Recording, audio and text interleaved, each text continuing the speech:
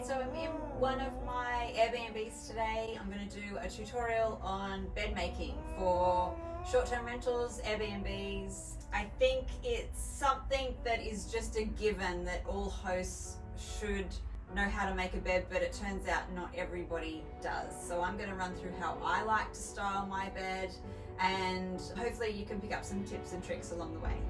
To start with, I like to have a fitted sheet and a flat sheet, and if it's an ensemble, I recommend a bed skirt or a valance. I like linen. I use all French linen for my bedding, so it just flows really nicely from the sheets and the doona cover onto the bed skirt. Okay, so today's color theme, I'm going for very neutral with a touch of sage. Sage is my favorite color at the moment.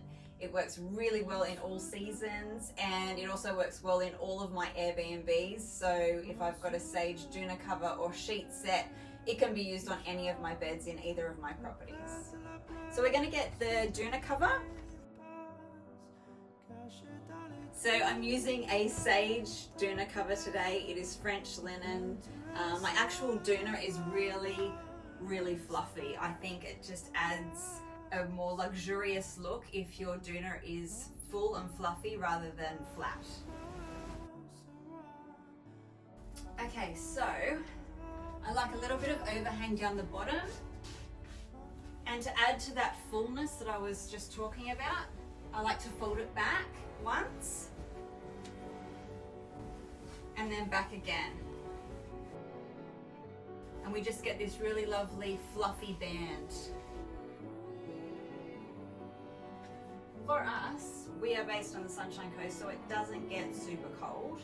But if we were down in Victoria or Tassie or somewhere that it does get super cold, I would probably add an extra layer, one that goes between the flat sheet and the doona cover. So I'd just add an extra blanket or a quilt in between these two. But for here on the Sunshine Coast, this is plenty for us.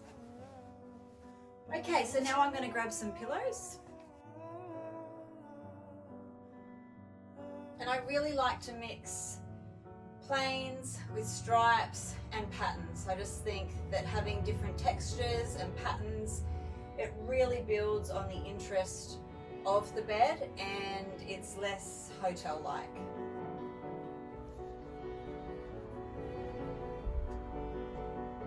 So I'm adding some stripy cushions. These are European, 2 of those.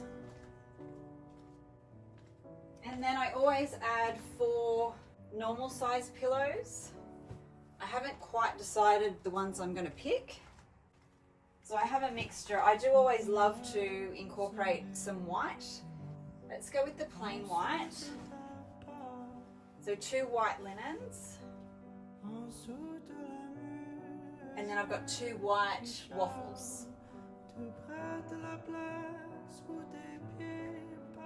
And that might be enough for some people. I'm going to add some extra cushions, but it's totally a personal preference.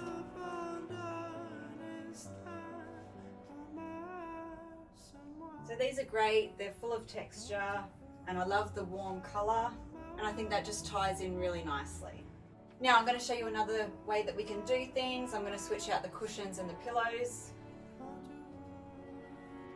I'm going to add this sage green in.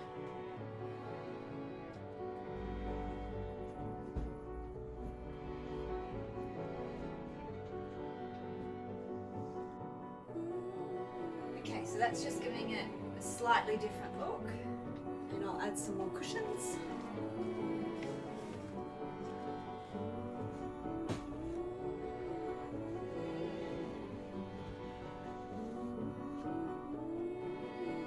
So another totally different look.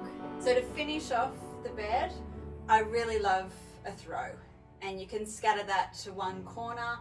I prefer to lay my throw the width of the bed.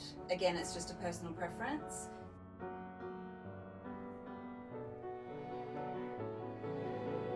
Okay, I've got 2 throws. They're exactly the same. One's a sage and one is a oatmeal colour.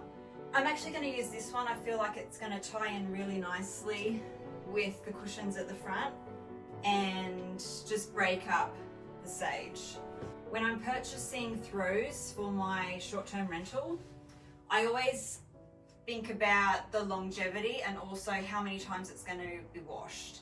So for my bed at home, I tend to have thicker knitted throws because I know that we're the only ones in that bed and I don't have to wash it all the time. Whereas these throws are going to be washed a lot, so they need to be durable. And that's all there is to it.